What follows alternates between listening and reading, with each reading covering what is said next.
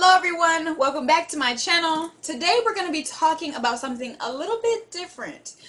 We're going to be talking about the children of Israel when they crossed over the Red Sea. So today's message is entitled Crossing Over. Very excited to give you this word that the Lord has blessed me with, because it talks about us coming out of bondage, out of those hard places, and sometimes those things that we go through that maybe we don't understand about our situation when we come out. So stay tuned. It's going to bless you.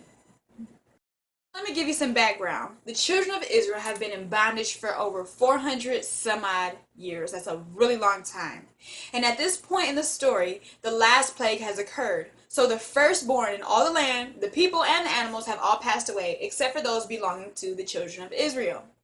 Pharaoh finally decides to let these people go. He's like, okay, y'all killing babies, I'm straight.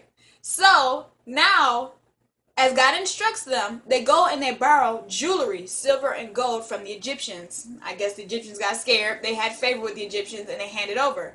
So the children of Israel are leaving debt. They're leaving, finally, being released from Egypt, and they have all this money.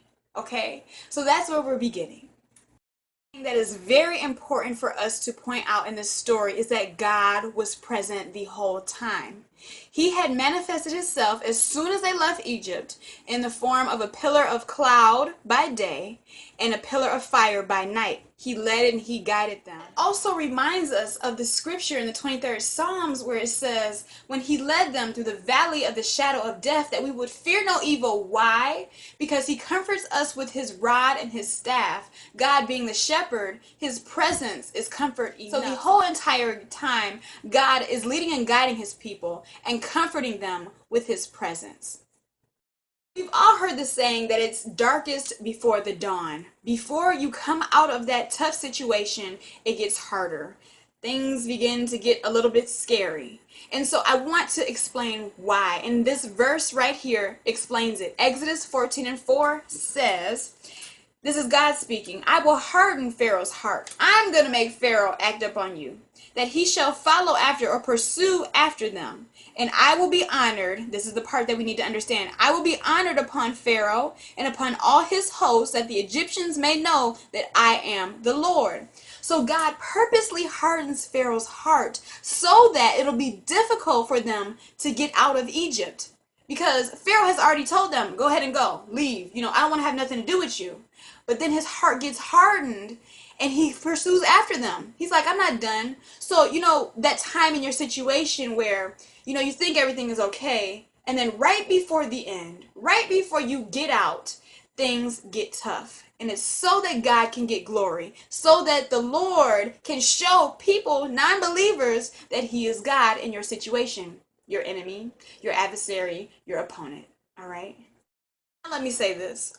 Pharaoh is an important character. It says that God raised him up for a time such as this. Why? Because Pharaoh, back in that time, he had the best horses. He had the best chariot. He had the best armies. He had the most power in all the land. And so he was the baddest person around.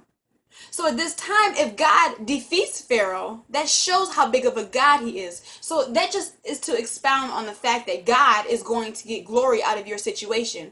The harder that your situation is, the better that it seems, God is going to get glory, because he's already told them, you guys are going to overcome this. You guys are going to cross over into the promised land. I'm making it a promise. Comes my favorite part in the story. Now, the children of Israel begin to walk out boldly. Again, they're decked with all this jewelry, and they're leaving, and they're excited. And they know, because the pillar is with them, that God is with them. And then they turn around and they see Pharaoh. It said that he had so many chariots, took all the chariots in Egypt. All the horsemen, had the best of everything with him. And they turn around and they see Pharaoh and they begin to doubt, because now they're at the sea and they're camped at the sea, and here comes Pharaoh, and they're like, God, what are we about to do? Like, I had so much faith. We get in our situation, it's like, Lord, I had so much faith, but the time is dwindling down. The space is drawing near. What am I going to do? And so they begin to doubt. And Moses, the man, he comes out and he says something to them. 14 and 13 says, "And Moses said unto the people, Fear ye not. Stand still, see the salvation of the Lord, which he will show to you today.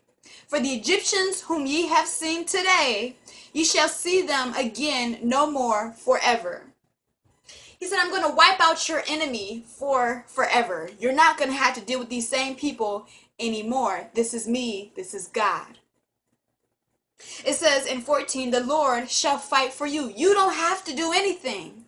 God is going to fight for you because he's already ordained that the situation is not going to overtake you.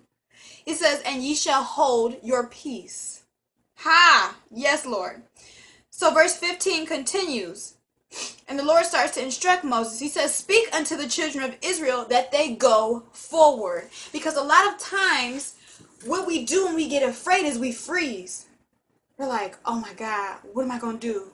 He's like, I need you to keep going. I'm still here with you. I'm still fighting for you. I'm still the Lord, your God. What does the word say? It tells us that if God be for us, he's more than the whole world against us. But it also says in Isaiah that he will not let the waters overtake us. So remember this, as the children of Israel are going forth, God places himself between Pharaoh and the children of Israel. And he tells Moses, "Stretch up your hand and your rod and part the waters."